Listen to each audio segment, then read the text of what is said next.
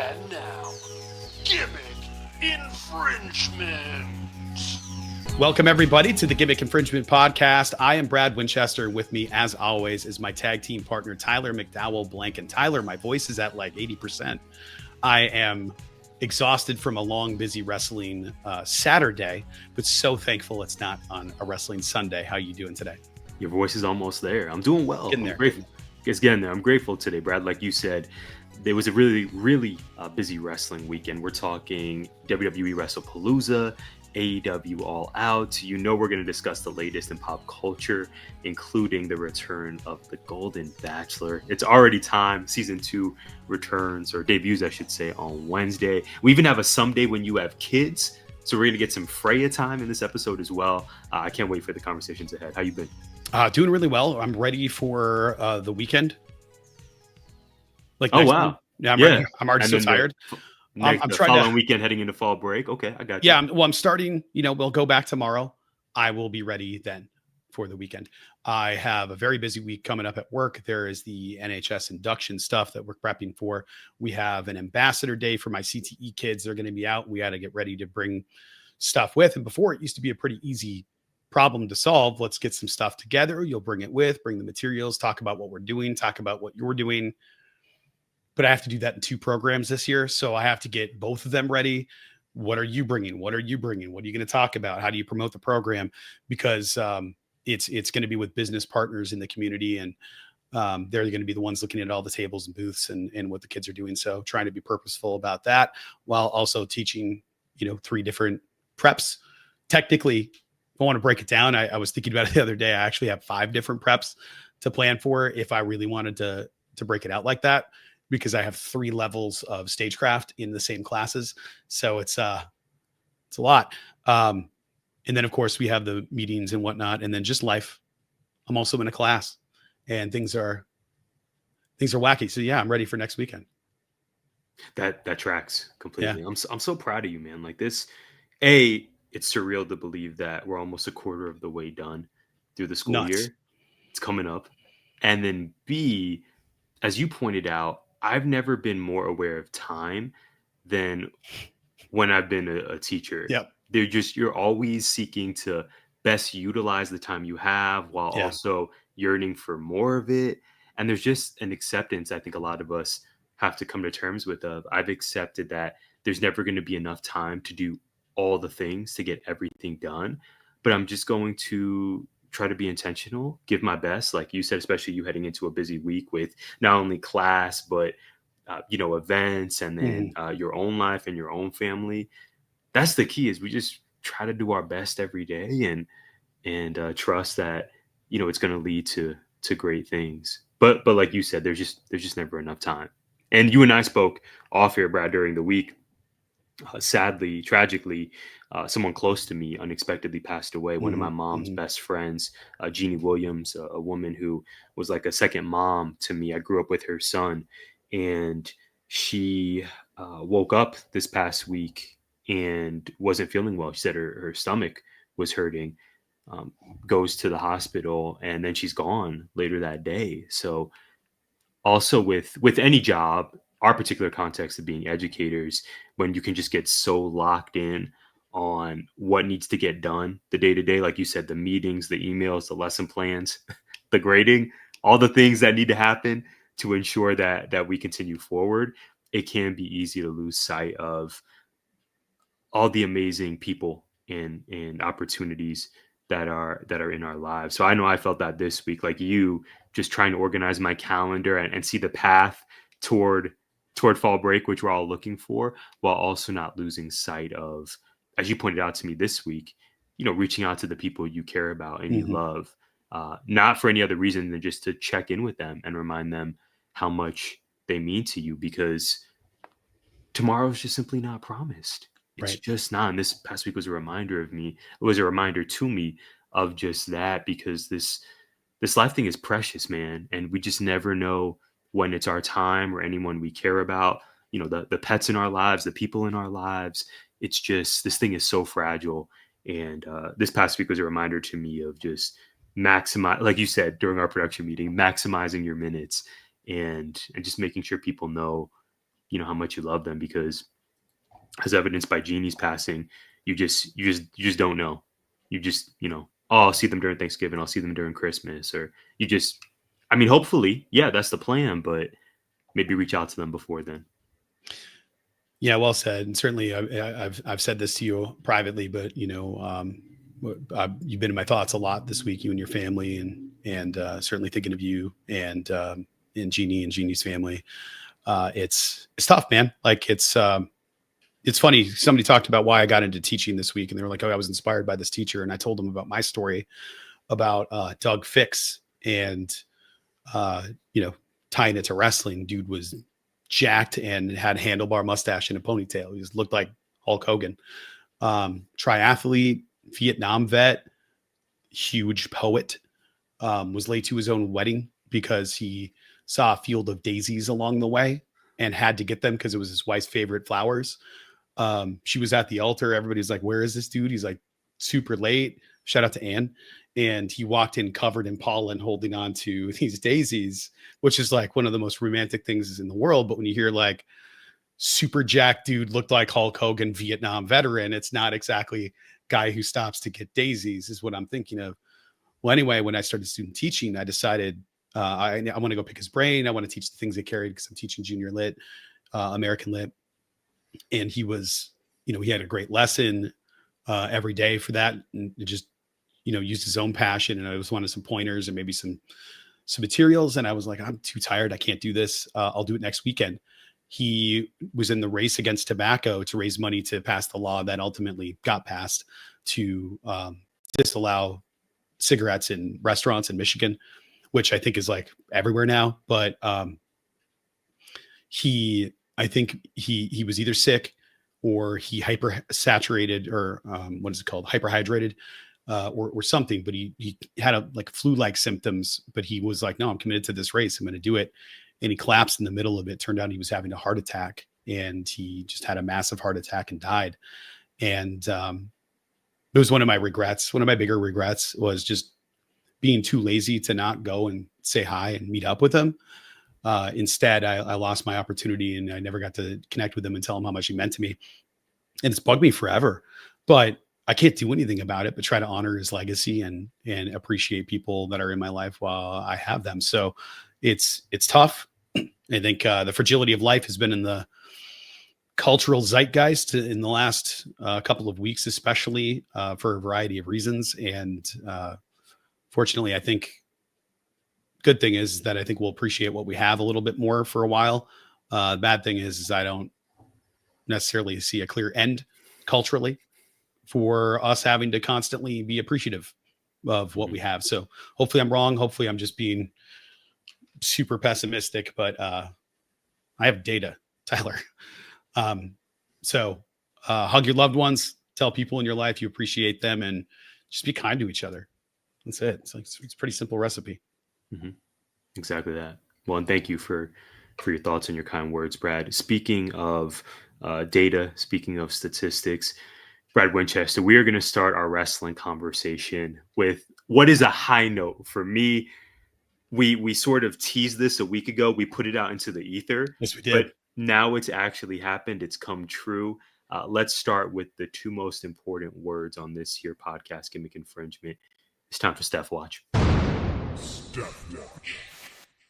That was so seamless. This is going to be the best Steph Watch to date. Brad, you know what time it is. She did it. 3 championships in less than a year. The journey, the prophecy has been fulfilled. Stephanie Vaquer defeated Io Sky at WWE Wrestlepalooza to become the new, is it Raw Women's Champion? I don't know. I don't think so. I don't know. Women's World Championship. Yeah. The women's world title on Monday nights, previously held by Naomi. We know that Naomi and Jimmy Uso are expecting. Naomi dropped the title a few weeks ago, and this match was set up. Finally, a decisive bout between these two of the best, not just women's wrestlers, Brad, but 2 of the best wrestlers on the planet. Io Sky, Stephanie Vaquer. Last week on the podcast, I said it is Steph's time. This is a must-win situation, and she got the job done. Brad, I said this earlier, 3 titles in less than a year if you include her run in NXT as NXT Women's Champion, NXT Women's North American Champion, which she held, might I remind you, simultaneously. And now here we are, less than a year, and she is a champion on Monday Night Raw. Brad Winchester, it's Steph's world, and we are blessed to live in it. This made me so happy. She is undeniable. And this is, again, by far my favorite edition of Steph Watch today. The prophecy's fulfilled. Let's go. The WWE Women's Championship is Tiffany Stratton. The Women's World Championship is Stephanie Vaquer. It was awesome. I love this. She busted out that finisher. The spiral tap. Hit it perfectly. 2K-esque, was it not? Yeah. Well, I was like, isn't that a black arrow? That was my first thought. I was like, what in the pack was that? She busted out on special occasions. But it looked incredible. Yeah. Seeing her hit that was so dope. This is a really fun match. Both these women rule. I think it was time. It was time. And seeing her get really emotional in the moment and then bow low for EO, that wasn't scripted. That was a thing that happened, but it was probably a hug it out in the ring situation at the end. Was always planned, but this was really cool. I really liked it. I love that her father got to see it in attendance. Was it this one, or I know where her father had never seen her wrestle in person. I think this was the first time that he saw her, and it was when she won arguably the biggest women's prize in the world. How does that not give you goosebumps? Man? It's that yes, for me, that was the part. It wasn't just because she's awesome and I love watching her perform and she's an incredible talent and all of that. That's part of it, because I could say the same exact words about Io Sky. Being able to see Stephanie win in front of family was really cool, and they did it at a huge event. The event that was being gassed up. It was the premiere event on ESPN. Pretty cool. So we can talk about it more, but we may as well get into it, Tyler. We should talk WWE and get into Wrestlepalooza a little bit. Now, I have a question for you, but I can save it for later. Tyler, what did you think of the card going into Wrestlepalooza? Yeah, I thought it was best case scenario for where we were at. Obviously, if we look at, I'm just realizing now that I think I heard the other day we only have 100 and something days left in the year of 2025, which is also very surreal. If we think about the other premium live events that we've seen this year, namely Evolution, for example, probably my favorite show of the year for WWE. Some of the premium live events have received a lot of care and a lot of build, and others, sadly, namely Evolution, have not. Now, mind you, Evolution ended up being a phenomenal show, so build be damned. It worked out well there. I thought for Wrestlepalooza, how even this came together, like a lot of the previous PLEs, very quickly. Brad, you and I thought the ESPN era for WWE was going to start in 2026 because that's what was initially presented. But and we'll talk about the other wrestling event that happened that same day. Obviously, this was fast tracked. One may argue to compete against the competition, AEW All Out. Someone else could argue, hey, why not just get it started right now? We want to, so on and so forth. But given that this seemed to be fast tracked, really strong card. If we're only looking at 5 matches, which is the WWE way for these bigger shows, you're going to have a John Cena match. I have no interest in watching Brock Lesnar in 2025. I understand that's sort of my own personal proclivity, but for many fans, he's still a draw, especially if we're looking at, this is the first event. This is the inaugural PLE under the ESPN umbrella. Brock Lesnar is a name that transcends sports fans, combat sports, MMA, NFL. I mean, he is a household name. There's only one Brock Lesnar. I do agree that when his entrance plays and he emerges inside an arena, there is just a completely different feeling than probably any other wrestler in the history of the sport. So I understand his value. I just have no interest in watching that man wrestle anymore. But you start the show with Lesnar versus Cena, and even that being one of the marquee matches on the poster, that's solid. The Vision and the Usos, you mentioned the incredible Vaquer versus Sky. What should have been the main event, in my opinion, the mixed tag match, CM Punk and AJ Lee. AJ Lee's return to wrestling, which we documented last week, versus Seth Rollins and Becky Lynch. That's tremendous. Mm-hmm. Cody Rhodes versus Drew McIntyre. I'm a big fan of both of these guys. You know, my love for Drew McIntyre as a performer runs incredibly deep. But that match being the main event, I thought was curious. I understand the appeal of having a title match be your main event and what two better guys to have in an athletic contest. But when I'm ranking these matches that I was interested in, Steph versus EO, and then certainly the intergender match was of much more interest for me. So overall, if we're grading the card itself, I thought this was a very strong effort, particularly given that you're trying to market perhaps to new fans or lapsed fans while satisfying your current WWE universe. So top to bottom, incredibly strong. And I mean, my goodness, if you're going to have Steph versus EO and then AJ Lee's return to the ring after a decade, that's hard to argue against. What say you? Yeah, I feel the same way. I thought they built this out and booked it really well. Yeah, Brock Lesnar, I don't even want to say wrestling John Cena, committing a murder. It was an 8-minute and 50-second squash. Mm-hmm. Cena got in some stuff. He hit Lesnar with 3 AAs, and Lesnar just sort of got up. We've seen this before. Yeah, and I was like, this is just, 10 what's years the ago. point? All these people are here for Wrestlepalooza to watch. I guess it's the shock of it.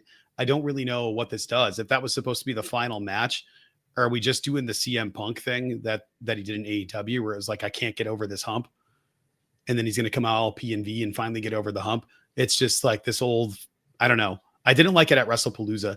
We're going to kick off that era and have all these fans in attendance, and we're going to start with John Cena being killed in the shortest match on the card. I didn't love it. However, the fact that it made me feel anything at all, mostly disgust. I guess that's what they go for. But to have that go into a tag match, which was 17 minutes long with a 45-minute entrance, I think having it go from one singles thing that was kind of a squash to a tag match to the women's title to a mixed tag match and the return of a beloved wrestler, and then into the main event title, which ended up being kind of like a hardcore match. Not really, but like there were tables involved and stuff, but you get a little bit of flavor from everything. And I thought that, well, not black people being represented, but you get a little flavor from almost everything on this card. And I thought they booked it in an order that made a lot of sense. There was just so much downtime, so much time just waiting for things to happen. That's WWE. That's what they do. They put on a spectacle. They make it look really cool. And then we get 3 minutes of action. It's like watching an NFL game. I love the NFL, but like if you look at actual time of play, it's something like 10 minutes or something crazy where people are actually sprinting and doing that. And the rest of it is just, you're gonna get these little Caesars ads, whether you like it or not. Yep.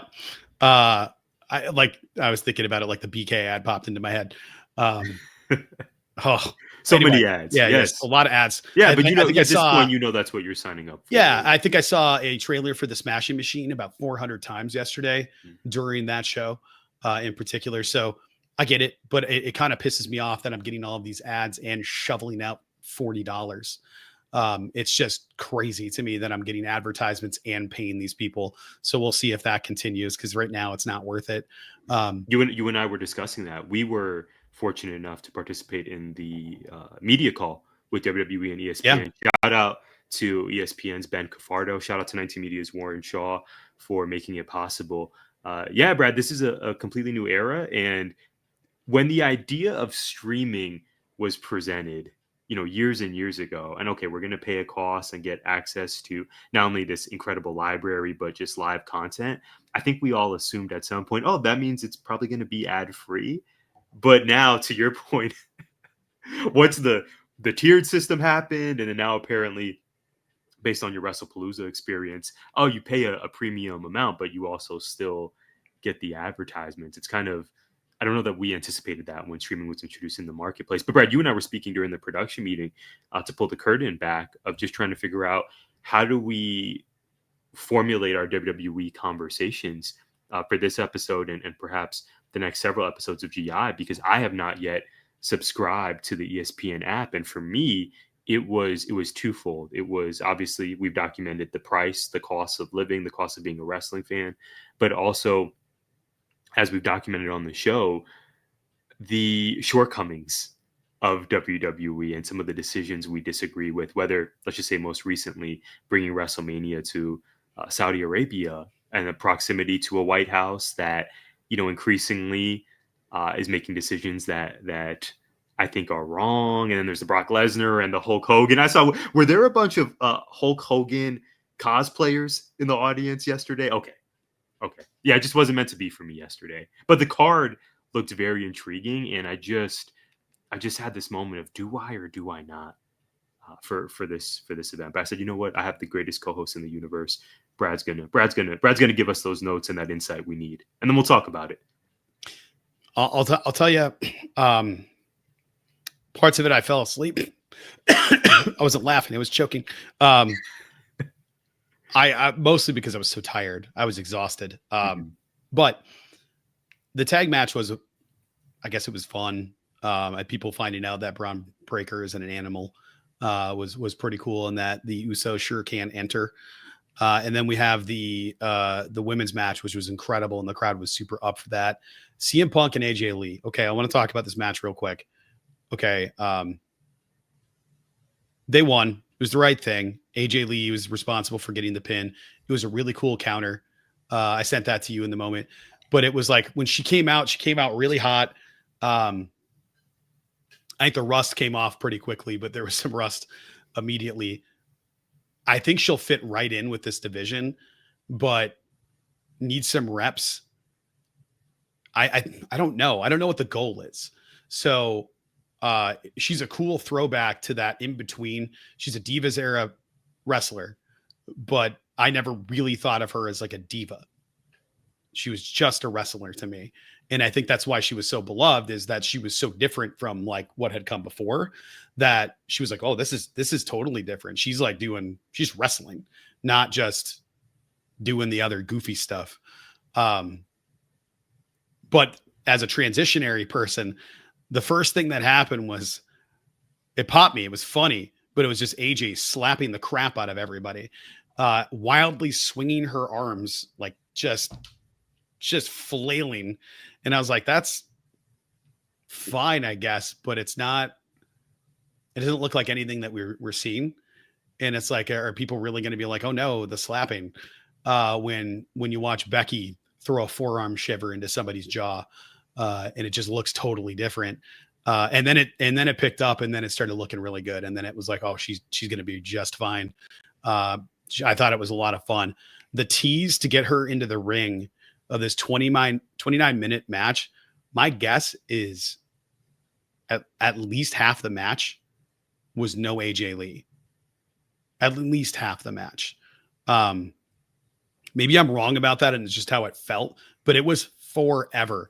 So like when she finally got tagged, it like, big crowd reaction, but she tagged in and the ref didn't see it, and it's a whole thing. But there was a lot of nefarious stuff that Becky and Seth were doing. It was just like the time it took to get there. The pacing was so slow and so boring. I was so bored. I was like, okay, the stopping the tag and doing the this and doing the that, that's fine for a little while. But after a while, it's like, all right, just do it. Just get in there already. I'm sick of waiting.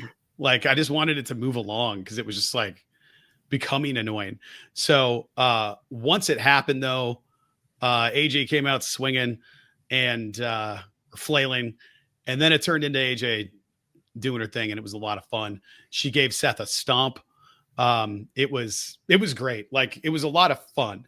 Best way I could say it. But that finish of her about to get dunked on with a manhandle slam, flinging her legs up over the top and putting her in the Black Widow was really cool.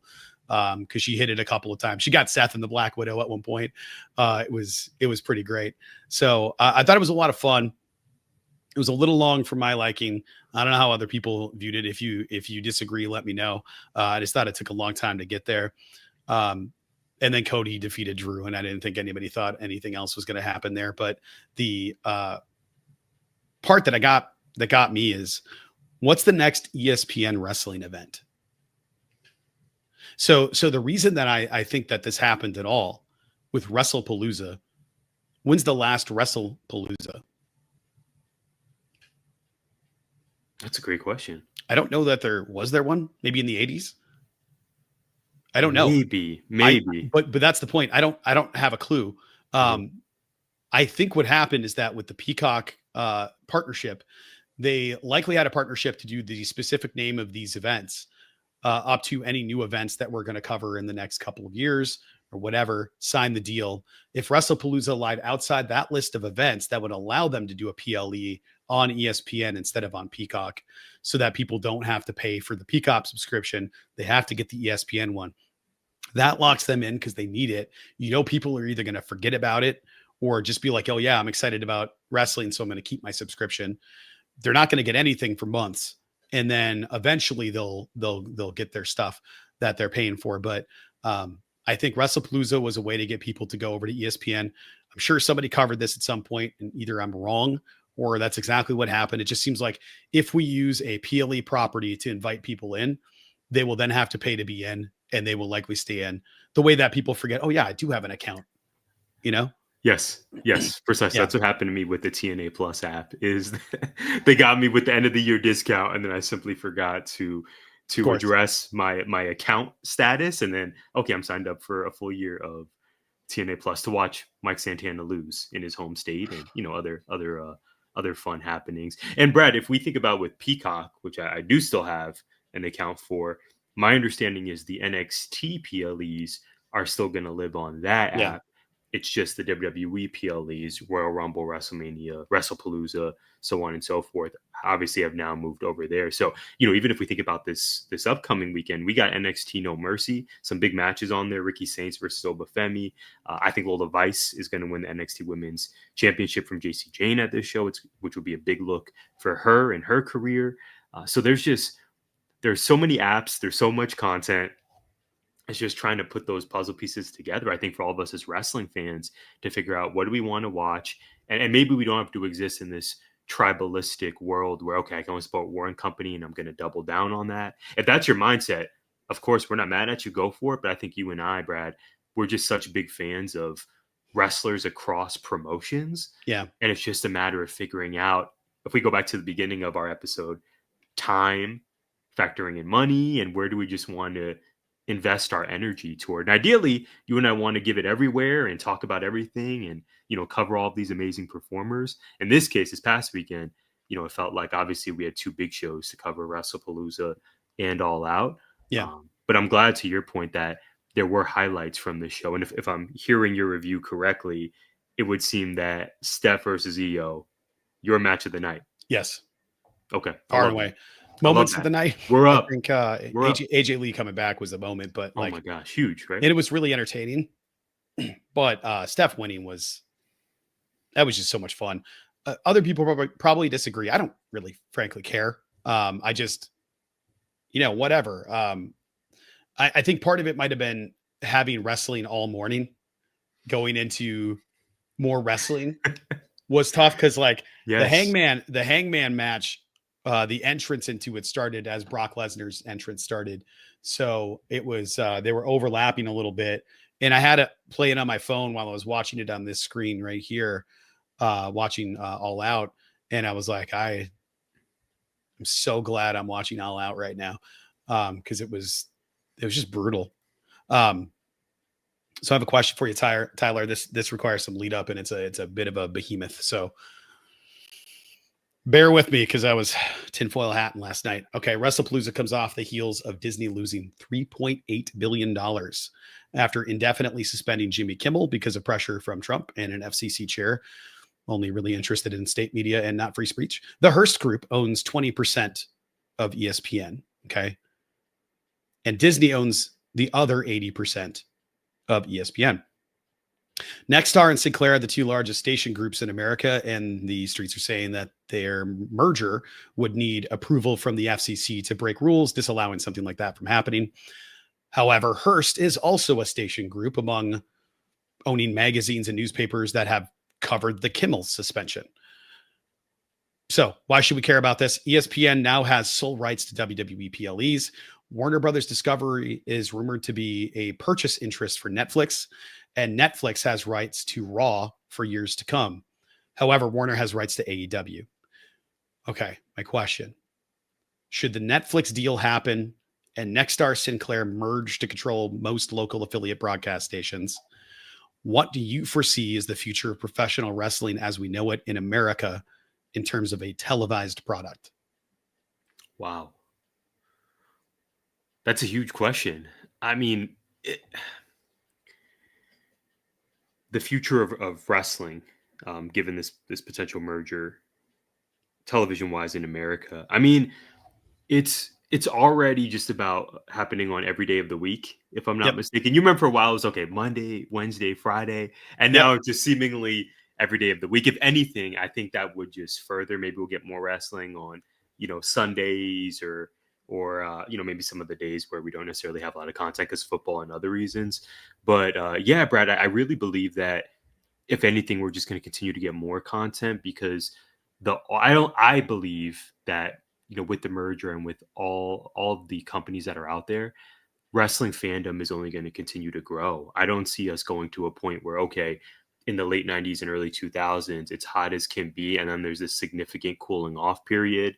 It's giving monopoly vibes where there's just one big company and, no one else is even really close or really even a legit competitor. I think from now moving forward, it's only going to continue to grow legs. And we do have a presidential administration. You mentioned Trump, who has always been in the combat sports arena, or at least adjacent to it. So at least in the immediate future, you mentioned the FCC situation and the worries of state-run media. If there's one thing we do know about Donald Trump, we do know that the president does love combat sports. He does love wrestling. I mean, the man is a WWE Hall of Famer. For what it's worth. So I think if anything, this is only going to further it, but I do share your concerns about, okay, wrestling is going to be in a good spot. Merger, no merger. I think we're going to be just fine as wrestling fans, but the state-run media of it all. And I wonder, do you remember back in WWE, this was going, I think 20 years ago, maybe early 2000s, George W. Bush era, when they would infuse some politics, even Barack Obama, when they would have candidates appear on Raw or appear on SmackDown for, a kind of scripted promo and they would get to say some words. Yeah, especially if they had like a wrestling tie, like Ventura. I just have these memories of seeing George W. Bush on and years later seeing Barack Obama on. I wonder, the way you frame the question, I wonder if we'll see any of that coming up. We know, once again, as I mentioned earlier, WWE's proximity to the current administration. I wonder if we would see any of that moving forward, because we haven't seen, really politics on TV in that way in a long, long time, particularly in WWE. I wonder if that would be a part of the conversation anyway moving forward. How about yourself? Phenomenal question. Thank you. Yeah, my fear is that it will be fine for a little bit. If let's say we know Trump has health issues, they're not super disclosed, but they look like certain things. I'm not comfortable saying that out loud right now because I'm afraid of state-run media control. So leave it be. If he has to step down from office, or if he has to, if somebody like JD Vance gets in there, do you think that a demon is going to be allowed to be a character? Do you think that girls are going to be able to wear revealing clothing that are really just sports competition outfits? That would be akin to be like more clothing than like a beach volleyball. I just feel like there's going to be a form of censorship that takes place that would be problematic for creativity and for the artistic expression side of things, as much as it would be for like the business side of things. What if this merger takes place and suddenly they have most of the screens? And granted, I don't know that I care if Sinclair and Nexstar merge. In 10 years, are they going to have affiliate stations? Where are they broadcasting? Everything's going to be online. So I don't know that I really care all that much about that part, unless they control the streaming rights then I care very much. But I don't have to tune into TNT or TBS to watch AEW. I go to HBO Max and have it right there. I can't watch SmackDown right now because Fox is weird, and I have Raw, but I don't have cable because I just wasn't using it. Using all the streaming platforms that had anything on it. So I worry a little bit about censorship more than anything else, because let's say Sinclair Nexstar, the merger, Triple H and the White House ties, this current administration, everybody's about money more than anything in these situations. However, should somebody on the roster like Brody King, you already alluded to, or Tony Khan make a statement, what's preventing somebody that has control from pulling their product as a favor to one of the other corporations like WWE? I don't think Nick Khan would be that stupid, but you never know. If it comes to money and pressure from TKO Holdings or something like that, it very well could be, because I can very much see Dana White doing something like that. It just depends on the group. So I worry about the censorship part. I worry about who would be doing the censoring, because for all the people that were like, I can't believe the Charlie Kirk death happened and he was killed for speaking his mind, that to go like, we're the bastions of free speech, and then to have a government official pressure a corporation to put Jimmy Kimmel on suspension because he made a comment about the Republican Party and not about Charlie Kirk. It was just about how they responded to it, which was gross, and he was right. To have that all be kind of what feels like a politically driven decision scares the crap out of me. And what's to prevent that from seeping into all of our content, our sports, our pro wrestling, our filmmaking? What does freedom of speech look like if that keeps happening? So I can see, if all these acquisitions are about making money to garner power, then when the power goes to only the 4 or 5 groups or people that are allowed to have it because they have the ability to have it, how does that affect everything else? And how does it affect we consume it? And how do we have social commentary about those things if we can't do it? Because like even famously, the FCC got involved with DX, and instead of just stopping what they were doing, they made it a point to make a funny mocking segment where they read off the letter from the FCC limiting freedom of speech. Would they do that today? And that's the thing that I think about a lot. It's like, this company that's always been a bastion for these things, will they continue to be so if they're not allowed to be so? If they've made bed with the one thing that could prevent them from being that. I really wonder that, because for all their faults, for Vince McMahon's faults, and for all of those things, I'm pretty sure freedom of speech was always like this is one of the most important things we have for that company in particular. So I wonder how that's going to look if it changes or peters out. It's scary. Yeah. It really freaks me out, man. Yeah. And I think it freaks us out as citizens. It freaks us out as educators. It freaks us out as podcast hosts here on legitimately all those things I everything. Just said. I don't know if somebody sees that, if I'm in trouble. I have no idea. Yeah. Like every day I'm like, I don't know what I'm allowed to say. I think it's not school time. I'm not on the clock. It should be fine. Mm-hmm. It feels particularly relevant for us because it really has seeped into both our professional and our personal lives. It's I'll say this. I was 10 years old, Brad, when I first listened to 50 Cent's Get Rich or Die Trying album. I had this huge poster in my bedroom of a shirtless 50 Cent with like glass breaking around like his chain. It was a whole thing. Shout out to my mom for being amazing and for supporting my love of 50 Cent back in the day. So that was, I want to say 2003. Of course, our audience can let me know if I'm wrong on that year, just off the top of my head. And fast forward 20 something years later, and I just saw an ad that 50 Cent is now the host for some true crime show on Fox Nation, which is an app that I have no interest in ever downloading. So here we are, where it's just a crazy time, man. It just feels like there's just so much around around these forms of entertainment that you and I enjoy, or even not even just being wrestling fans, but simply just existing and trying to maintain our jobs and do our jobs well.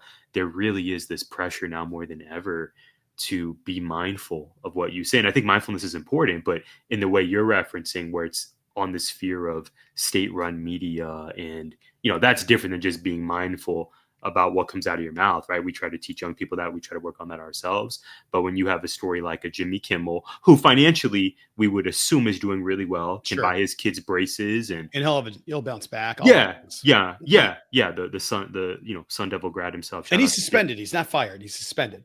Right, exactly. But you and I documented this just a few weeks ago with Stephen Colbert, and the concerns we had of, well, not even concerns, you and I were addressing kind of the state of late night television and how it's changed over the years. So that was CBS and Paramount, and they just struck this huge deal with UFC to be the official home of UFC events. The aforementioned Dana White, president of UFC, right? And now during a merger. Yeah, the face of UFC, if you will. Above any fighter, above any of that, Dana White is the face of UFC. And then now with ABC and Disney and the correlation of the ESPN and the ESPN and the ESPN app, it's everywhere, man. I'm grateful that we have a podcast. To your point, we have to think about, okay, well, we're always going to bring our authentic opinions and our insights on this. To see people with these huge names being taken to task for what they say, it's just, I remember reading stories like Fahrenheit 451 and other tales in school, and thinking, oh, this is interesting. Let's get on our Socratic seminar in class in 1984 and let's write essays about it. And perhaps, the George Orwells and Ray Bradburys, perhaps they were writing those as warnings rather than just as entertainment. Yeah, it's scary because, George Orwell was writing it about. It was a warning because he saw what totalitarian, authoritarian governments do, and he was worried about it. He was a socialist. I didn't even know that until later in my life. And if they told me in school, I didn't know what that meant. But he was like, yeah, if you give total power over to the government, you're going to control everything you do and every bit of your move, how you think, how you feel, all of these things. And it's when you have the Ministry of Truth right in the book, and it's the Department of Lies, basically, where they make all the history up and change everything. When you start hearing stuff like, yeah, we want to have it on Truth Social, which is 99% of it is misinformed content or lying with statistics. There's a book published in the 50s called How to Lie with Statistics. And it was the first textbook I got from my statistics class. Listen, I'm going to be super open-minded all the time. I have to be. As an educator, my job when I'm at school, when I clock in, is what's best for kids. What are my standards? What do I have to do today to make sure that they get what they need? And how do I support everybody in my room? I don't have to care about it. That's the best part about the job, is I don't have to care about politics in the moment. I just have to teach them my content and get them the skills they need. And hopefully they leave better for it. And I get to work with teens every day, and I get to work with kids from different backgrounds. And I love when people disagree. I think it's dope. It's how do we get out of the mindset of I disagree and therefore, that's the part. How can we get back to I disagree and stop? We're in this loop of I disagree and therefore that's a bad person, or that person deserves something bad to happen to them, instead of flatly, no, we disagree. Okay, you want to go get some coffee? Why has it got to be like, no, and now we got to burn everything down? It's just, it makes me really sad. It's our culture is sort of mirrored in the tribalism that exists in professional wrestling. We have pro WWE or pro AEW instead of people that just enjoy wrestling like I do. And I know you do. And I think most people do, but they feel so emboldened to be like, no, I have to take this one because I know it more and it's been around more and it's the better one. And like, okay. Under Armour shoes are really comfortable. Nike's been around a lot longer. I'm old. I want something I can move around in. I like them both. It's not if it's comfortable and looks good, I'm in. If it's comfortable and it's a work shoe, I don't really care if it looks good. Is it comfortable? Like that's where I am. Like, so yeah, I go on and on and on about it, and we have, but it's it's just a tough time, man. It's interesting. Yeah, and just in conclusion, Brad, it absolutely is. right now, as we record on Sunday afternoon, about 15, 20 minutes from me, the Charlie Kirk Public Memorial is going down at State Farm Stadium, home of the NFL's Arizona Cardinals. And it's estimated that there are over 100,000 people who are converging onto Westgate to recognize and celebrate Kirk in his passing. Donald Trump is expected to be there. JD Vance is expected to be there. I mean, it's just, I think about the work that we get to do, as you point out, not have to do, but get to do with young people. And it's just so interesting to see their perspective and kind of watch their thoughts play out in real time. And like you said, the art of having healthy debate, healthy disagreement, because ultimately we are passing along this world, this country, this society to them.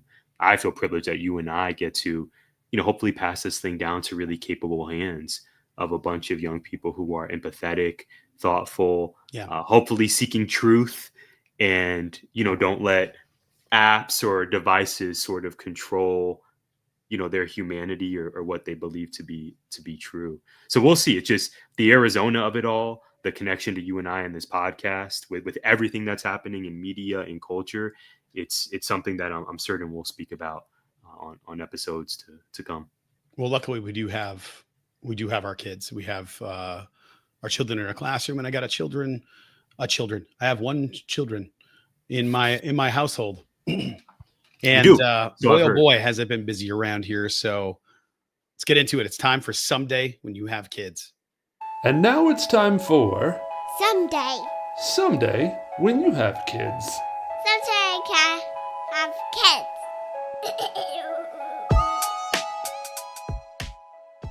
It's been no secret, Tyler, that K-pop Demon Hunters has become a cultural phenomenon. And Sony really effed this one up so bad. So bad. I don't know if you know the background of all that, but Sony was like, Sony was like, this will never be a hit. Nobody's going to watch this. So let's sell it. Netflix, bought it for $1 and a hot dog. And it's now what they refer to as their Frozen. They already have sequels planned. They're already working on a live action. It's like $1 billion industry around this tiny economy around K-pop Demon Hunters. I would imagine the most popular costumes this year will be from K-pop Demon Hunters, just flatly. And I know people are excited to see the live action and are excited for this animation studio to crank out another sequel. But Sony didn't think it would be successful and sold the rights and the property to Netflix. And it's just crazy to think about how hard they effed this up.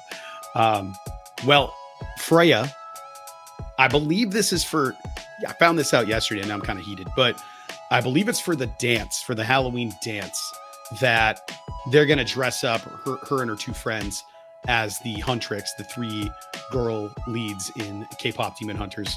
And they all have weapons. Okay. And now that I heard this, I was like, well, what was the point of me making all this stuff? You can't bring them into a school. So now I'm kind of pissed. So mad. Trick-or-treating, I don't know if they're all going to go together or not. If they do, then I'll feel like it was worth it. I thought that was the plan. And the reason I say it sucks is because I've been 3D printing for like ever. For the last 2 weeks at least, I've been trying to 3D print this stuff, fine tune it, buy parts, find materials, figure out ways to make this glow, scale everything so that it's not 18 feet taller than the child that will hold it. And I've been working on Mira's weapon. Now, I showed you this part. This is like a guide that goes over on top of the blade that then goes over a piece that attaches to the handle. Now, when you're 3D printing, lots of strange parts come off of this. So this is part of the handle on a failed print. I couldn't figure out why the print failed. These are trees. So I was trying to explain to you earlier, the way it breaks off is they're all in there pretty loosely and they just sort of snap off. And then you're left with the part that you printed. Sometimes little chunks get stuck like right in there and you got to pull them out or cut them off. I'll try to get it close-ish. You can see it in there in that groove. It comes out pretty easily, but I learned my lesson with 3D filament that glows in the dark. So I bought rainbow filament, Tyler, and I learned something. The rainbow filament is in layers and it's like a color for a certain amount of feet. And the way 3D printers work is they print in layers. So the first layer, it's all at the same height, and it sort of builds whatever you're printing from the bottom up because, gravity. The problem is, if you don't print all of the pieces that are going to be put together as one piece together, the colors don't line up. But you won't know that until later. These are some of the parts that I printed with the rainbow filament. Now, they all line up. The thing about it is that the colors don't. So the ones that worked perfectly, red-ish, it's like a pink to a purple, and then at that cut line where you join them together, green, bright green. So it looks apocalyptically stupid. So what I thought was, well, since it kind of has a pinkish purple glow, it's going to get some purple filament and go with it. So I got glow-in-the-dark purple filament. Now, again, one of the issues with it, because these line up like that, whoop, you go like that, they'll get put together, and you can see if this side glows green and this side glows purple, that's going to look real dumb at night. You're going to have like fruit stripe gum. Well, I have it all set up, but the way that this filament works is some of the filament, it's just terrible. I don't even know how to describe it. It's garbage. It's whatever. I have a whole set of the blade. It's 4 of these bad boys attached like this, to this, to this. This is the whole thing. To this. Okay. Yeah. And what is Freya the most excited about? The effing trees. The effing trees. The crap Yes, that Freya. I break off and throw away. Ooh, I can make a Halloween house out of this. Ooh, that could be fun and with my dolls. Ooh, that could be like a Lego forest. Incredibly inventive, really creative. I love it. I love it. Appreciate what I'm doing here because I'm dying. And she's excited about the garbage. She's excited about the trash, Tyler. I get to make this cool thing. It will be one of a kind. Well, it'll be like a million of a kind once people start printing these things. But it will be unique. And it will be the one that I made for her. And apparently the other one I made for her. And she's like, cool, Joy doesn't have one. I'm going to give it to her. It's like, she's going to pay me. That's $50 she owes me right there. He accepts cash, Zelle. Yes. I actually have no idea PayPal. how much that would actually cost to. No idea how much that actually costs. Probably like $4 worth of filament. Yeah. So whatever. It's the time. It's the sanding. It's the heat gun. That's the through line of this episode. Time. Oh, good Lord. But I know it's going to pay off. It's going to look awesome. But Yes, it will. when they like shove you out of the way to find the gem behind it, it'd be like setting in your audition tape and then going like, well, you were good, but who are you acting with? What's their name? It feels a little bit like that to me when the trees are the main star of this little program. I can't even figure out which way to go here. There. And I hope you feel it. The pain, the suffering, the humility someday when you have kids. We still love you, Freya. K-pop Demon Hunters. When you first told me about K-pop Demon Hunters, Brad, I thought, what in the hell is he talking about? What sort of niche program is this? Let me see. And I found it on the Netflix queue. So to hear that this has been an absolutely riveting success at this point, maybe one of Netflix's most valuable properties. Far and away, I would say this is it. That maybe Stranger Things. Freya and her friends are all in. This is a big development. You were on the cutting edge of this. Shout out to Freya. We still love you, Freya, even though your favorite part of your dad's hard work are the small trees. I know it'll change once she can hold on to the thing. And then for sure. Yeah, for sure. Break this. You got to make it last till Halloween. You break it, it's over. Then you're not getting anything. But yeah, man, if you haven't, I doubt you have, but check it out. Watch the movie. It's worth it. The soundtrack is dope. I know you sent really me 2 good. songs. Yeah, it's really good. It's really good. And they're all really good. I liked watching people break down what some of the songs were trying to say in it. And I was like, oh, that's pretty cool. But it's a very unique thing. I don't know how else to describe it. There's also the what is it? The Mitchells versus the Machines, I think is what it's called on Netflix. also worth it. Another one by that animation studio. It's been out for several years now. That one's a lot of fun too. Really, really good. Worth the time to watch that one. If you decide like I need some uplifting stuff, go watch that. It's a good family movie. Both you need more of that. That's in any genre. I'm not saying K-pop Demon Hunters is necessarily going to be the most uplifting thing in the world, but it certainly is a feel-good movie, especially if you follow it all the way through and you're interested in character redemption and character arcs. I thought it was a little rushed in times. I guess it was supposed to be much, much longer, and they thought nobody would want to watch it, so they cut it down. So I think it would have been good with that extra time, but I really liked it as it was. I'm sure we're getting like special editions and director's cuts and everything else at some point, given the giant it has become. Well, on the subject of feel-good moments, certainly those were not reserved for just K-pop Demon Hunters or even WWE's WrestlePalooza. Another 9-hour episode today. Excited. Brad Winchester, AEW All Out also took place on Saturday. Sure did. And my goodness, where to start about this show? Of course, this took place at the Scotiabank Arena in Toronto. If we're including the tailgate brawl, aka the buy-in, 0 hour, the pre-show, whatever you want to call it, if we include that card, we watched a total of 14 matches. I'm going to start with this question, and feel free to take the conversation wherever you would like. What did you think of AEW All Out? Who were the nights or the days, because we watched this in the afternoon, Arizona time, who were the day's biggest winners for you? Out of matches or in general? In general. Okay, so fans were the biggest winners. If I had to pick talent, got to be Jurassic Express. Wow. And Kris Statlander. So we'll get to that in a second. I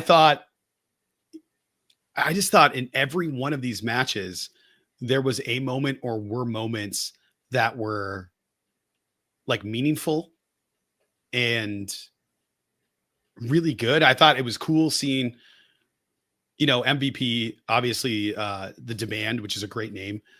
Yes. Great name for that group. The Demand won, which I think was the right call. 100%. But getting to see MVP in ring gear that made me really happy.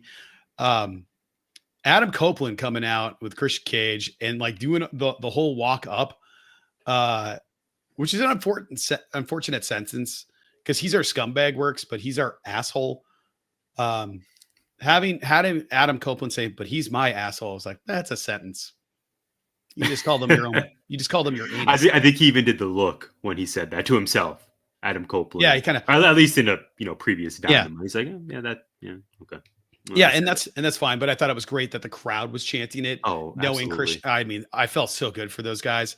That was a really fun match. Beth Copeland appearing. And that's what I was going to say. Amazing self from Stokely. He gets speared by the artist formerly known as Beth Phoenix, and he's just effectively dead at that point. When the flames came up, right away when the fire came up, I knew what was about to happen. I just knew. I was like, those are Phoenix flames right there is what that is.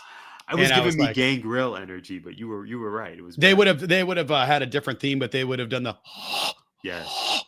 Because we've seen Gangrel before. He was in that what was that? Copeland, Malachi Black, cage match. And I think that will happen because how could you not? Right. I think that will happen, but I think it's going to have to be like an insurmountable task. Right. Like they desperately need the help and need to go to a dark place to get there. Maybe they come out with the 90s sunglasses and and some trench coats. I'd be here for it. But yeah, when Beth ran out and she was wearing the headband and Spirit Stoke, but it was the fireman's carry out to the back that got me. Just like, I'm just going to go ahead and take him out of here. I thought that was great. Yeah. I also really enjoyed the look she gave to Christian. I thought that was great. Because she looked like, I don't trust you at all, buddy. I thought that was really good. So I love that. Eddie Kingston's back. His emotion at the end of the match, he didn't win like a prize or anything, but his emotion at the end of the match just felt so genuine. He's been gone for so long. I feel so good for him. That was a fun match. Mark Briscoe beating MJF in that match. I'm not going to say that's a spoiler. I don't think it hurts MJF one bit, and Briscoe needed that win. And I think I thought that was great. because what came out of that is we're back to business, but I'm not done with these other people. And I got a surprise entrance coming back, and then did the lazy thumbs up. Awesome. Okay. We already talked to Mercedes Moné and Riho. I thought was really fun. It wasn't the greatest match of all time, but it was a good one, and it was a lot of fun. That stomp by Riho, I don't care how small she is, always looks like it's going to shatter the inside of your body. I don't know how she's able to do it, where it just looks just brutal. Kind of like Darby's stomps on Jon Moxley look personal. Okada beating Takeshita and Dorada. Okay. It's fine. I was a little disappointed, but really? Yeah. This was my match of the night. No. Not the match, the outcome. Oh, yeah, okay, sure. Thought, yeah. It was pretty much a given. No, that. Okada yeah, that's why I'm just kind of tired of feeling like it's always a given, and that's sure. the part. It's like I want a little bit of danger. You can for sure. There's no way Dorada's and Takeshi's going to pin Dorada the way they built this. He's got to pin Okada. No, Dorada. Mascara Dorada was for sure taking the pin. Oh my gosh! So the in-ring work in this match was incredible. I don't think we've spoken enough on air about how much I love triple threat matches. I know they're not everyone's jam, but when done right, yes, one of my favorite things in wrestling. These guys, especially Dorada, absolutely tore it up. What I think to your point, outkicked the coverage for sure. I think the fans going into this match, I knew it was going to be awesome, and I figured like Dorada was probably going to eat that pin. Definitely. But the fans probably were thinking of Dorada the way that they treated him in the beginning of the match, where it's like between the two of us and he's here, and they kind of throw him out of the way. They played off that, right? Yeah. And I thought it was great, and then he's the first. And he was just he was electric. He just had moments after these exceptional feats of athleticism where enough where the crowd was behind him. He just sort of posed, and it was like, okay. Yeah, this guy, we don't see him all the time. He primarily wrestles in Mexico, but he understood the assignment, and he was a phenomenal. Definitely not giving third wheel at all. He really did his thing. Not at all. Even though we know the money is in Okada versus Takeshita, the latter probably going to be the next champ. I just thought Dorada was exceptional here, and I'm excited because I know we'll eventually get to Kris Statlander, who's our new AEW Women's World Champ, which I can't believe. Yeah, I think Takeshita beating Okada will be the moment where we're all excited, and then he gets the Evolution Randy Orton treatment from the Don Callis family. I think that could happen as soon as Wrestle Dream next month. I agree. Lewis. I agree. The Mox Darby thing. That was a fun match. It's a coffin match. We knew it was going to be super violent and super gross. It was just really cool to see Pac is back. With bangs. With bangs. That was wild. Yeah. What do you think about the bangs? I did not care for that look, but it's only because he's not wearing wrestling gear, and I don't know what he'll look like when he wets his hair. Yeah. Or if he wets his hair. It's giving, speaking of Netflix properties, it's giving Vampire Diaries. A little bit. Yep. That's what I was thinking too. It's because of the black tee. Yeah. If you would have worn a different tee, I think it would have worked better. But for sure, I'm just glad he's back. He's amazing. I'm just so pumped because he's such a talent. Stat winning in that match. That match was a lot of fun. Tekla did her thing, and what a phenomenal signing. She's been money. And this is exactly where I figured she would be slotted in that main event picture. I'm telling you, as soon as she got signed, I was like, here we go. You called it. This is one of those people that are going to be one of the best signings of the year. Yeah, rocketing to the top because she has an interesting look. She wrestles differently than everybody else. She's totally unique, and super excited for her to get that spot. Great to see Jamie Hayter, Timeless Tony Storm having that run. I'm actually excited to see what's next. I'm kind of hoping that will lead to her going like, well, I already beat you and I want a belt back, so I'm going after Mercedes now. That could be fun to have her going after a title that Mercedes has versus the other way around, and get another one of those matches. Could be a lot of fun.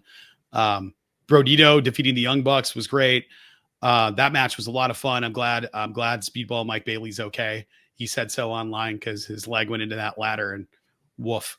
But then the end of that match, we had Jack Perry returning, fighting the Young Bucks, and then Blackout cuts to a clip of him taking a coffin out of the ground and reviving a dead Luchasaurus. And then you hear Tarzan Boy start playing in the background after the hug. Healing. That's the one I sent you. So like, this is healing. You said one of your favorite moments of the year. I've been wanting that reunion Huge. Forever.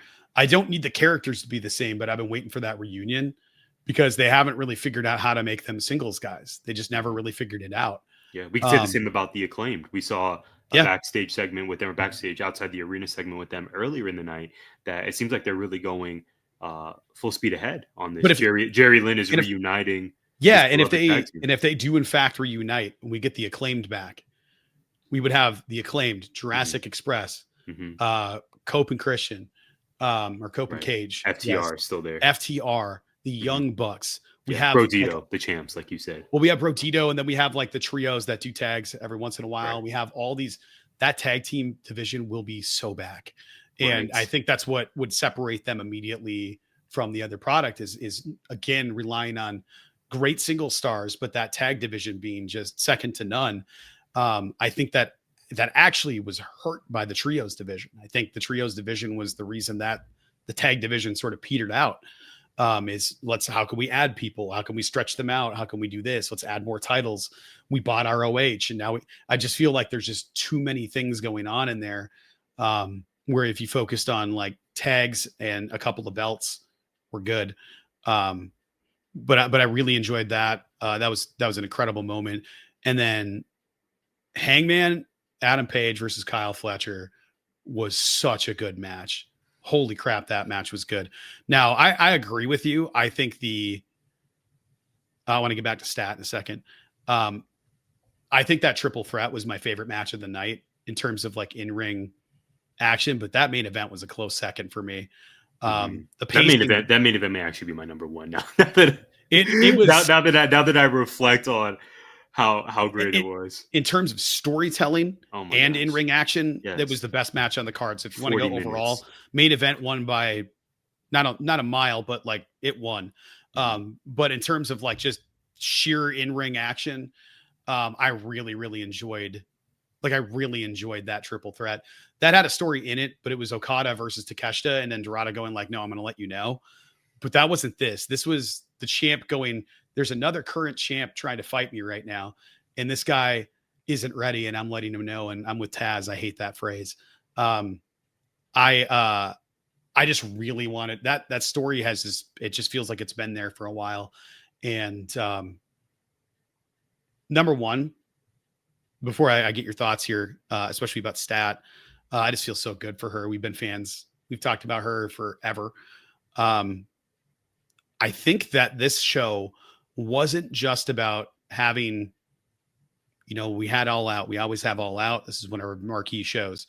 I think it was about letting everyone else know that this company is loaded with stars and that we don't have to go, oh, Kenny's gone and Will is gone and these other people are out because of injury. Swerve. Again. Yeah. Kenny, Swerve, Wardlow. There's a lot of people that are out. You mentioned Ospreay already. Yeah. And OC is coming back. Yes. They teased OC coming back, a reunited Jurassic Express, Kyle Fletcher just being an absolute megastar in the ring. You just have so much talent that you just showcased and planted seeds for either a continuation of a story, because Jon Moxley is probably still on fire somewhere. You have so many things that happened in this event that were either unhinged, the fork, all of that entire coffin match and the aftermath was just, they always find a way to make me go, and also, holy shit, that was awesome. You can do both of those things. AEW is so good at that. I think this was really we're doing just fine. Thank you very much. And we have an incredibly talented roster with an incredibly entertaining product that you want to tune in to see. And we don't have to rely only on our biggest stars. Those are just more of an incentive to come in when they're back, where we can showcase all of our younger talent already being giant stars. This is the time where you build the future when the present is out. They're hurt. You build up for the future so that when they're no longer wrestling full time or gone, we got all this established stuff. So I'm super excited coming out of this, man. I'm actually stoked for Wednesday. For Wrestlepalooza, I was like, that happened. I don't have any questions about Monday or Friday. I don't really care. The only question I have is who's next up or who's first up for Steph. Who's next for Cody? That Rhea Ripley feud. It will be well chronicled on GI. Steph Vaquer versus Rhea Ripley. What a time. Well, I wonder if I mean, maybe not immediately, but that's eventually with, the match. Yeah, but what are they doing with Julia? I mean, I was going to bring that up unless you wanted to. I feel like that they could easily do that. I was just thinking about AEW, and how I don't know where that contract is headed. It feels like a familiar pattern. Yeah. So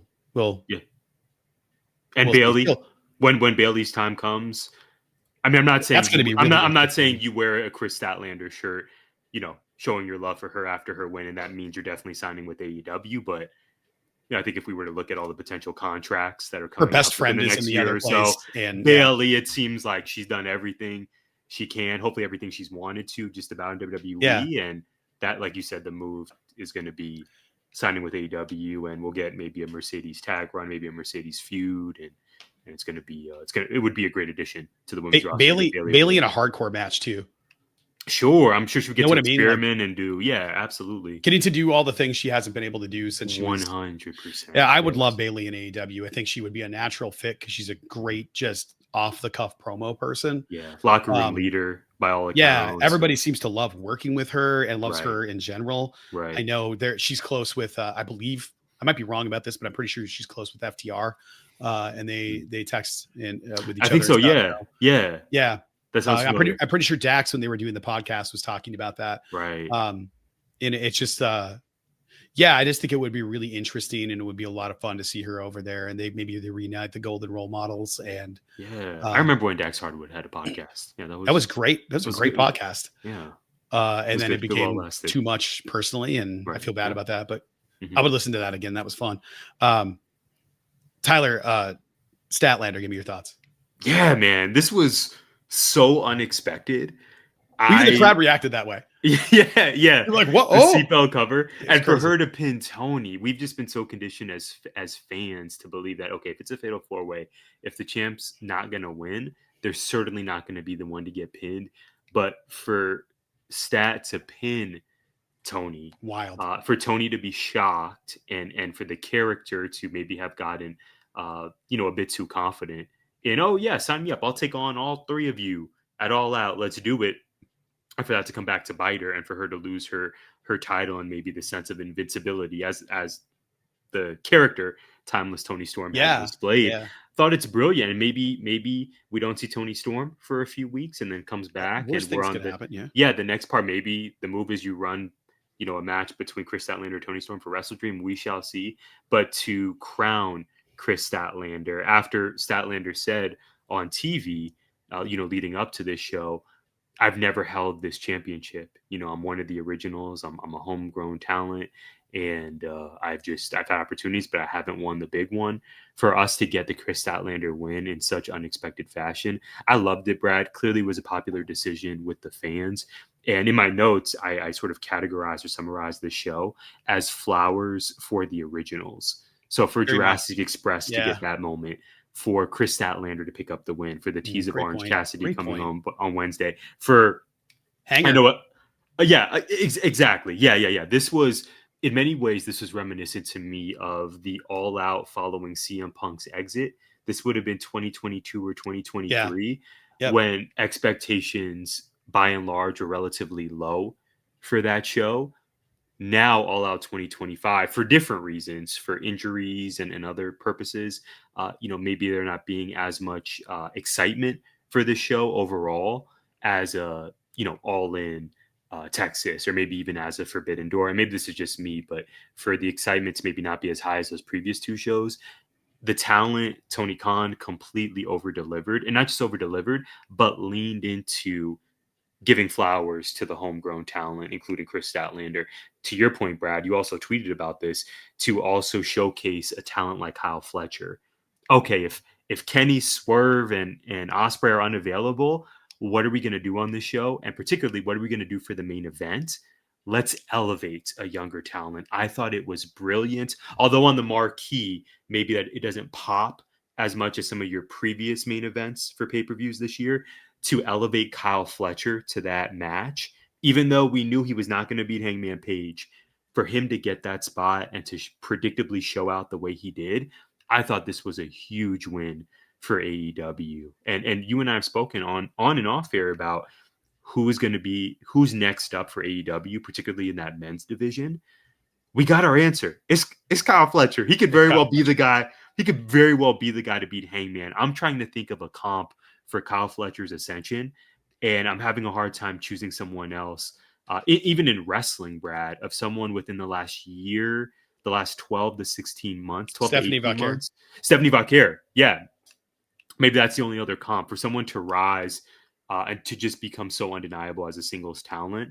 Kyle Fletcher, he's a tag team guy with Mark Davis. That's fun. They'll be tag champs. Unfortunately, Mark Davis gets injured. Kyle Fletcher gets swole, gets tattoos, and gets even better in the ring and showcases himself on the mic. I just thought, what a way to elevate a talent and to really wrap this pay-per-view up in a way that gets you excited, like you said, to tune in on Wednesday, to tune in for Dynamite, to tune into Collision. And then, you may very well have the answer of who is your next world champ after Hangman. You could tell me it's Kyle Fletcher, and I would have no issue with that at all. I actually think that would be a great move. Maybe it was Montez Ford. Like and then whatever. And then it just or Jey Uso. Nothing to show for it. Jimmy got hurt, which is the only reason we got main event Jey Uso. Right. That storyline existed because of the injury to Jimmy, and then it was the bending the knee, and what came out of that was Kyle Fletcher's so good, man. And in a faction with Don Callis family where you have Okada, you have Takeshita, he just really stands out as just having it. The entrance theme is a bop. The pink gear is fire. The in-ring work, like he's just the glasses with the danglies. Yes, he just has everything. Yeah. And Hangman is completely the right person to be your standard bearer right now. Kris Stat is world champ. We have Tarzan Boy back. I mean, we are so up right now. Yeah, I can't wait for Wednesday. Can't wait for Dynamite. Yeah, I'm stoked. Mercedes exists. She's putting on great matches every time. Like, what a time. Well, I love it. Great show. Tyler, you brought it up. You said that it does feel like we're giving the flowers to the originals. Mercedes just got her flowers from you, but we have one more flower, one in particular on this show here that we love more than most. Those are roses. So cue up the music. It's time for a rose from Tyler. And now for a rose from GI's most eligible bachelor. Brad, I caught some heat over the last week or so. I want to make this very clear to our audience. I'm pretty sure I never said that I was out on Batch as an entire franchise. I will go back and forth and I'll be in my feelings. Batch in Paradise. It was Batch in Paradise. Yeah. Mike Steph. It was Batch in Paradise specifically. But Batch in Paradise is in the past now. And I love your Fallen Gray tee, by the way. Shout out. Fallen Gray. Oh, yeah. Thank you. Yeah. Shout out. I got to wear mine. Golden Bachelor is back, Brad. This caught me off guard. I didn't realize speaking of TV on Wednesday, it's emanating on Wednesday. This will be the second edition. Season 2 is premiering. It is on the horizon. We know that the inaugural edition, the first season of the Golden Bachelor, tumultuous is the first word I think of. There was a lot of potential, and it was the classic case of it was good until it wasn't. Of course, Gary Turner, we've spoken about this on here on GI. It just turned out to be a total farce. I even know people in my life who have said they're never watching Golden Bachelor, Golden Bachelorette again because they felt so tricked by how that first season went down. But I'm here to tell you there is a new Golden Bachelor with a potential Winchester connection. Mel Owens, a 66-year-old retired NFL linebacker and former Michigan Wolverine, is this season's lead. He is now an Orange County, California-based lawyer. There are 23 women who are going to be vying for his heart on this season. Now, Brad, all of this seems promising. I will tell you, Mel Owens made an appearance on a podcast earlier in the summer that I learned about. It was a Michigan Wolverine-centric, football podcast, and they asked him about his career, but also his thoughts on being selected as the Golden Bachelor. Again, this was back in June already, and he had a comment on that show in which he was transparent, maybe a little bit too much, Brad. He said his ideal woman would be between the ages of 45 to 60. Again, he's 66, looking for a partner who's between 45 and 60. And he said, and I quote, he said he told this to the production team as well, if they're over 60, I'm cutting them. So we love honesty here. We value honesty here on the podcast. You just got to be a little more savvy about what you should say and what you should not say. If they're over 60, I'm cutting them. Brad, I'm here to tell you there are several women on this season's cast, several of the 23, who are over 60 and look amazing. But by my count, one is under. Yeah, that's correct. In fact, all of them are over 60. So you and I were looking at the full roster, the full cast, before we recorded. There are women from across the country. I don't see any cast members from Arizona, which is disappointing, but California is well represented, Florida, Nevada, Jersey, right, so on and so forth. I just want to quickly highlight two women. There is Andra, who is 77, from LA. She's a retired federal worker. She is the sister of Sandra from season 1. So we love that. And also, this is who I predict is going to win, Brad. You teased this a moment ago. Maya is a college sports consultant from Malibu, California. She is 58, so she's the only cast member under 60. She has the sports background. She lives in California, as does Mel. So commute-wise, that seems like that would be seamless. I think this is clear that Maya is winning it all. And hopefully Mel rebounds from those comments over the summer. Hopefully he doesn't fumble the way Gary Turner did. And we'll see what's in store, Brad. I'm really eager to see if Mel Owens is that dude. I feel like there's a lot of potential candidates you could look for in terms of who's going to be the lead for season 2, who can right the ship, who can have a feel-good story this season. I don't know if Mel Owens is that dude. Nothing against the Michigan Wolverine, but I hope he learned from that summer podcast appearance. And maybe the answer is, Maya's winning this thing. The writing was on the wall this entire time. But hopefully we're in for an entertaining, non-problematic season of The Golden Bachelor. Kicks off this Wednesday. I sure hope so, because the last one was rough. So bad, man. I mean, the burger stand, the lying. Yes. Him kicking his girlfriend out for being injured. We were lied to. And then he learned Teresa had money, and he said, oh, okay, I'm going with Teresa. Maya is giving me a little bit of Jamie Gertz. Jamie Gertz. Tyler, did you ever see the original Twister? I'm pretty sure we had that conversation. You haven't? I still haven't. You were not American. I'm sending you a picture of Jamie Gertz circa that era. By the way, I had a huge crush on her when I was like 14. When I saw Maya, I was like, she's giving me Jamie Gertz and Twister vibes on that, headshot. And I was like, okay, a little bit different, but like I saw that and I was like, okay. And she's into sports and she's younger than everybody. Unless she's, I don't know. We'll find out. We'll see what happens when they start talking. We have no idea because I'm kind of hoping that it is Andra, correct? I don't know. I just went with Andra. I'm pretty sure. Be Andra. No, because it was Sandra, not Sandra. And I guarantee Andra and Sandra are what happened in that household. Like guarantee Andra. That's what happened in there. For sure. So I would love for her to advance far. I just think Maya is the and they are twins, right? Like they are, I believe, twins. So let's hope for our entertainment sake that the personality is also twin, because I'm here for the chaos. Definitely, that was incredibly entertaining. So I might check that out. While you were speaking, I sent the link to Jess just to let her know what's coming. Tyler, it's that time. What do we miss? What do we miss? I have one note actually for do we miss today. The mighty Phoenix Mercury. They did it. That was my note too? Oh my goodness. Yeah. I love when we're aligned. They play today. They did it. They defeated the defending champs, the New York Liberty. and a really riveting 3-game series. Lost the first game at home in Phoenix, just totally mollywopped the Liberty in New York, and then came back and just a suspenseful, action-packed game. They won. Like you said, they're advancing. We're recording this just a few hours before they tip off against the Minnesota Lynx in Minnesota. Number 1 seed, tough draw. Yeah. This is going to be a phenomenal series. I picked Minnesota to win it all during our recording with the great Desmond Powell of To the Games on 19 Media.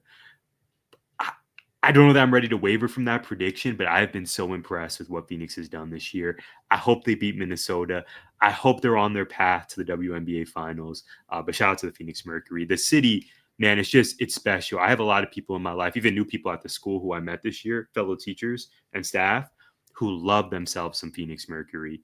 And there's just something unique about the Phoenix Mercury experience. Yes, the Suns are awesome. Yes, we root for them.